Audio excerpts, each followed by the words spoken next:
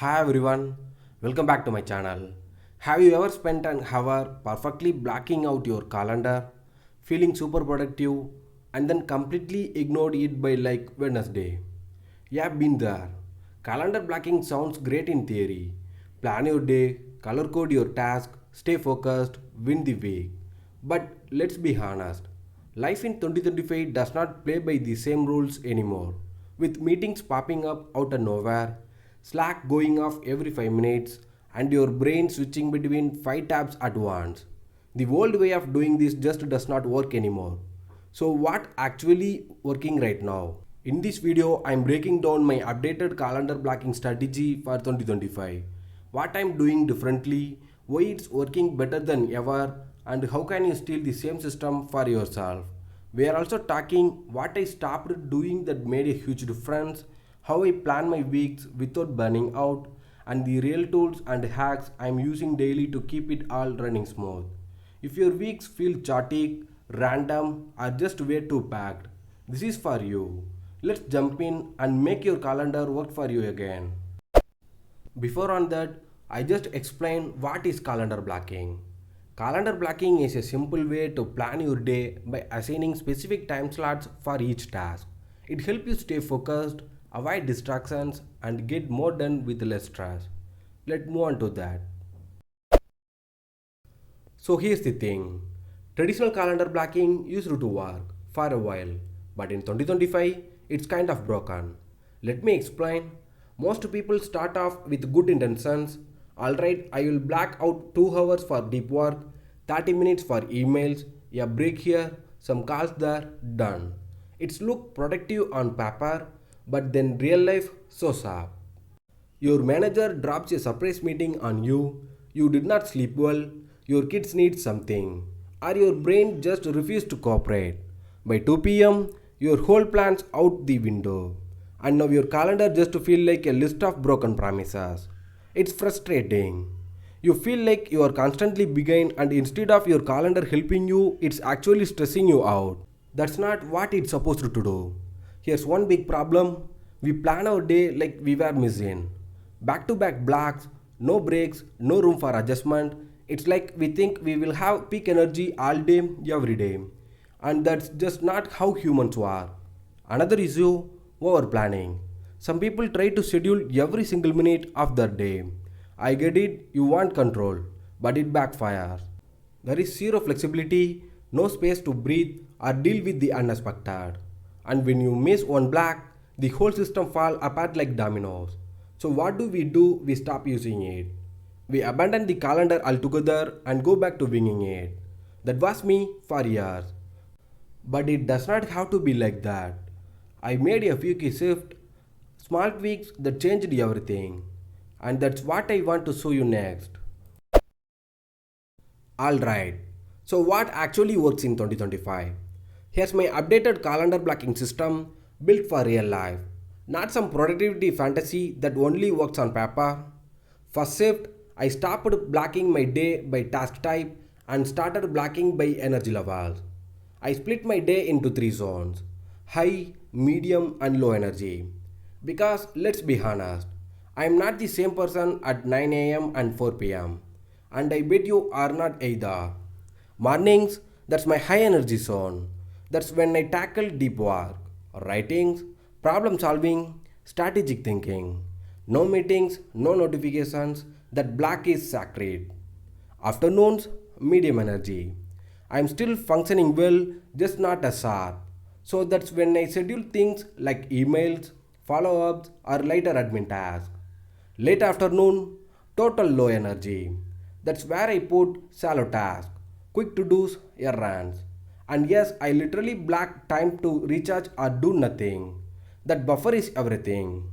Second shift, I now build in flex block every day. These are 30 to 60 minutes open zones, no meetings, no assigned task, just space. Sometimes I use it to catch up, sometimes I walk, sometimes I just breathe, but that flex time is what makes the rest of the system sustainable. That shift, I set weekly themes. Each day has a purpose. Monday is planning and admin, Tuesday and Thursday are my meeting days, Wednesday is for creative focus. Friday is for reviews and light planning. That rhythm makes the week feel way more structured without being rigid. Fourth shift, I have started doing a 5-minute daily check in. Every morning I ask, what's my energy today? What's non negotiable? What can flags? This tiny pause helps me stay grounded and adapt without throwing the whole schedule off. And lastly, I no longer aim for perfection. If I hit 80%, that's a win. This is not about control, it's about clarity. Knowing what matters, when to do it, and when to rest. The system helped me stay focused, protect my mental space, and end my days feeling way less drained. Now let me show you exactly how I block my week step by step coming up next. Alright, let's look at how this actually plays out in my real week. I will walk you through it day by day. Monday is all about planning and getting clear. From 9 to 11 am, I block off deep work time to set goals, organize priorities, and map out my week. Then I drop in a flex back about 30 minutes just in case anything rolls over. After lunch, it's admin zone. Calendar updates, file organizing, sending out updates, and maybe 1 or 2 light meetings max. Tuesday and Thursday are my designated meeting days. From 10 to 3, I batch all my Zoom calls, team check-ins, and coaching sessions. Why? Because stacking them lets me stay in meeting modes and frees up the rest of the week. Early mornings on those days are still deep work, usually one focused task before the call storm begin. Evenings, that's low energy time. I handle simple tasks, messages, or wind down with a quick walk. Wednesday is sacred. It's my deep focus day. I literally label it no meeting day in my calendar. From 9 to 1, I am full creative mode, writing, building, or solving problems. After lunch, it's self-paced stuff. Learning, planning, even just thinking time. Friday is for wrap up and reset. In the morning, I review the week, clear out my inbox, tie up anything that's hanging. Then I give myself a free block in the afternoon, unstructured, totally open. Sometimes I catch up, sometimes I unplug early. The key here is not follow it perfectly. It's about knowing your flow and designing your calendar around it. Next up, let's get into the tools, apps, and tips that keep in this whole things running smoothly. Let's talk tools.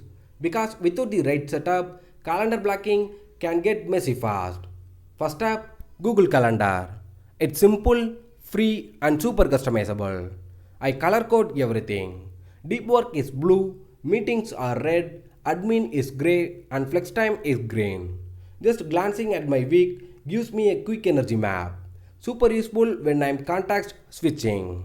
Quick tip, use recurring event. My deep work blocks, they repeat weekly. That way I am not rebuilding my schedule every Monday from scratch. Just tweak when needed and go. Next, Notion. I use it to plan, reflect, and stay aligned.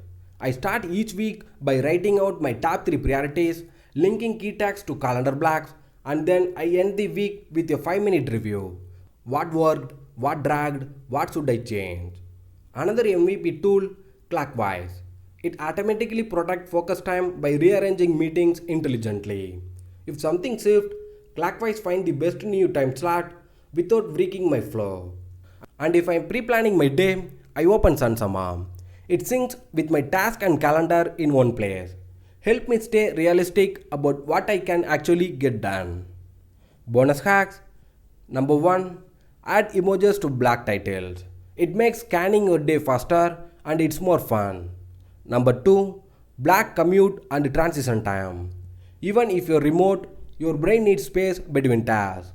Number 3. End your day with a shutdown block. Close your tabs, clear your space, log out with intention. But the truth, the tools only help if you are consistent. It's not about perfection, it's about small habits that stay. Now let's wrap it up and talk about what really shifts when you commit to the system. So here's the big takeaway. Calendar blocking still works, but only if you update it to fit how life actually works in 2025. When you block your time based on energy, give yourself buffer space, Use the right tools and stay flexible. You do not just get more done, you actually feel better doing it. Start small, try it for 1 week. Notice how much smoother your days feel when you are not winging it. If this video helpful, hit that like button, subscribe for more practical strategies like this and drop a comment below. What's one change you are making to your schedule this week? You have got this. Thanks for watching and see you again.